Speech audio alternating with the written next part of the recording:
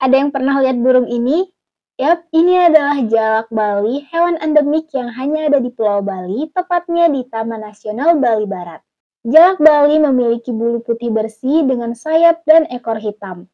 Uniknya, pelupuk matanya berwarna biru tua. Burung ini berperan penting sebagai pengontrol hama, pemencar biji, dan polinator alami. Sayangnya populasi jalak Bali menurun drastis pada tahun 1990, hanya tersisa 12-18 ekor aja. Faktor alam dan aktivitas manusia menjadi penyebab utamanya. Nah, untuk mencegah kepunahan, jalak Bali dilindungi sejak tahun 1970. Adanya penangkaran dan pengurangan perburuan menjadi peran yang sangat penting. Di video kali ini kita akan membahas tentang apa itu keanekaragaman hayati, tingkatan keanekaragaman hayati di Indonesia, manfaat serta pelestarian keanekaragaman hayati di Indonesia. Keanekaragaman hayati adalah keberagaman makhluk hidup yang ada di bumi. Keberagaman ini mencakup semua bentuk kehidupan mulai dari mikroorganisme hingga tumbuhan dan hewan besar. Keanekaragaman ini terjadi karena faktor genetik dan lingkungan yang berbeda. Keanekaragaman hayati terbagi menjadi 3 tingkatan, yaitu gen, jenis, dan ekosistem. Yuk kita bahas satu persatu. Keanekaragaman gen adalah variasi yang terjadi dalam satu spesies. Misalnya berbagai jenis pisang seperti pisang susu, pisang tanduk, dan pisang raja. Meskipun sama-sama pisang, masing-masing memiliki bentuk, ukuran, dan rasa yang berbeda. Contoh lain pada tingkat gen yaitu pada merpati batu.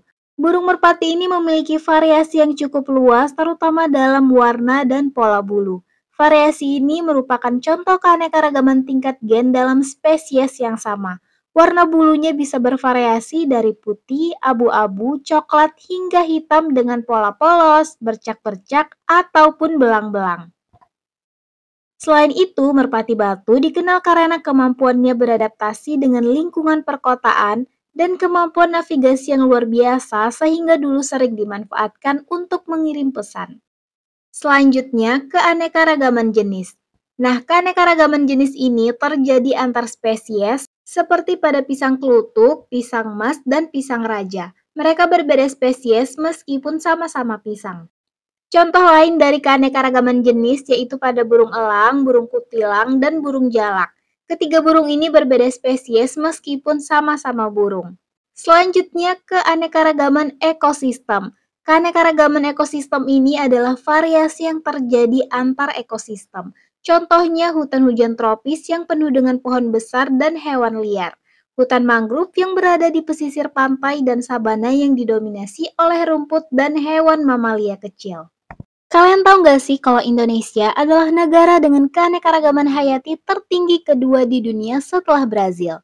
Dengan iklim tropis dan curah hujan tinggi sepanjang tahun, Indonesia menjadi rumah bagi beragam flora dan fauna. Fauna Indonesia terbagi menjadi 3 wilayah, yaitu Barat, Tengah, dan Timur. Yuk kita kenalin satu persatu.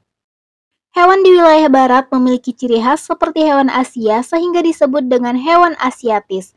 Hewan asiatis biasanya berupa mamalia berukuran besar dan sedikit burung berbulu indah, contohnya pada badak Jawa, atau yang dikenal dengan badak bercula satu adalah salah satu badak jenis langka yang ada di dunia yang hidup di Taman Nasional Ujung Kulon. Selanjutnya, orangutan adalah spesies orangutan terlangka yang hidup dan endemik di Sumatera. Kemudian gajah Sumatera merupakan spesies yang tergolong ke dalam satwa yang terancam punah. Hal tersebut terjadi akibat tempat tinggalnya yang semakin menyempit dan perburuan liar yang terus terjadi. Hewan di wilayah timur memiliki ciri-ciri seperti hewan di benua Australia sehingga disebut dengan hewan australis. Hewan australis biasanya merupakan hewan mamalia berukuran kecil, hewan berkantong, dan burung berbulu indah seperti kuskus dan cendrawasih. Burung cendrawasih disebut juga dengan bird of paradise karena keindahan bulunya. Burung ini habitatnya di daerah Papua. Pada zaman dahulu, bulu burung ini dijadikan hiasan sampai ke daratan Eropa. Contoh lainnya yaitu bubutu Sulawesi. Satwa ini hidup di hutan tropis dataran rendah yang lembab, endemik di Pulau Sumatera dan pulau-pulau sekitarnya. Nah, berbeda halnya dengan hewan di wilayah tengah, hewan ini memiliki ciri-ciri peralihan antar hewan asiatis dan hewan australis.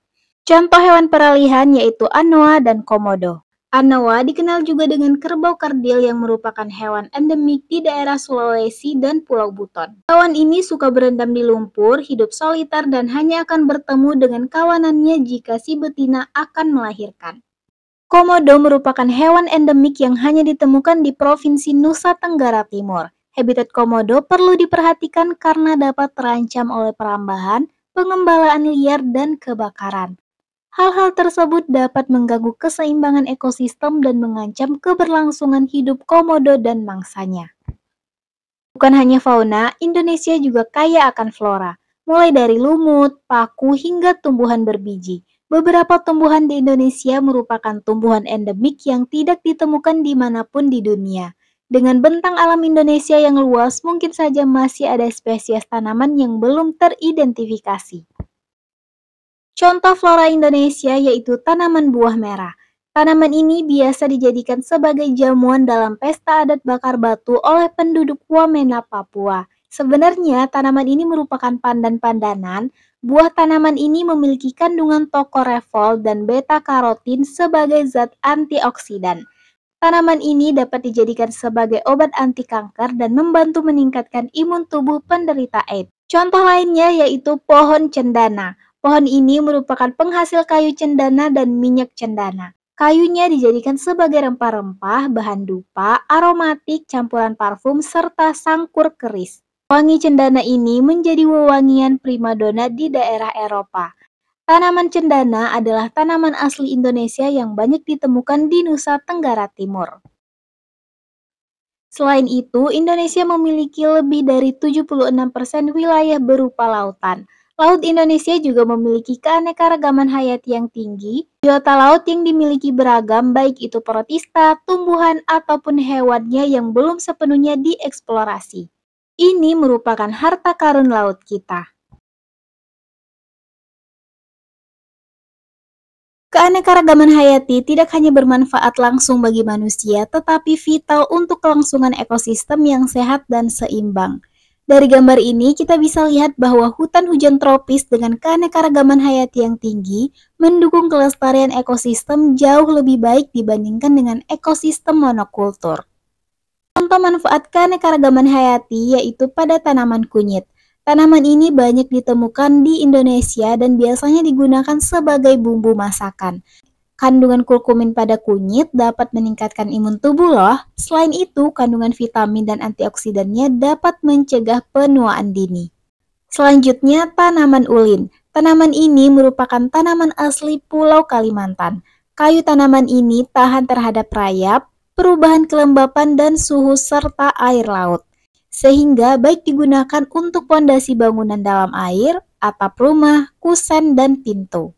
Nah, keanekaragaman hayati juga bisa menjadi sumber pangan, obat, bahan kecantikan, serta ilmu pengetahuan yang sangat penting bagi kehidupan manusia. Sayangnya, aktivitas manusia seperti pembukaan lahan dan penangkapan satwa liar dapat mengancam keanekaragaman hayati yang ada di Indonesia. Untuk melindungi keanekaragaman hayati, kita perlu menjaga hutan lindung, cagar alam, dan menggunakan teknologi seperti kultur jaringan dan cloning. Nah, dari video ini kita bisa mengetahui bahwa Indonesia adalah negara yang sangat beruntung karena memiliki keanekaragaman hayati yang begitu besar. Kita sebagai warga Indonesia harus merasa bangga dan bertanggung jawab untuk menjaga serta melestarikan alam ini. Dengan memahami pentingnya keanekaragaman hayati, kita bisa lebih bijak dalam bertindak dan mengurangi dampak negatif terhadap alam. Mari kita berperan aktif dalam melindungi dan menjaga keberlangsungan sumber daya alam yang ada, baik untuk hari ini maupun masa depan. Dan jangan lupa, setiap langkah kecil yang kita ambil untuk menjaga lingkungan adalah langkah besar untuk masa depan yang lebih baik. Terima kasih udah menonton, sampai jumpa di video selanjutnya.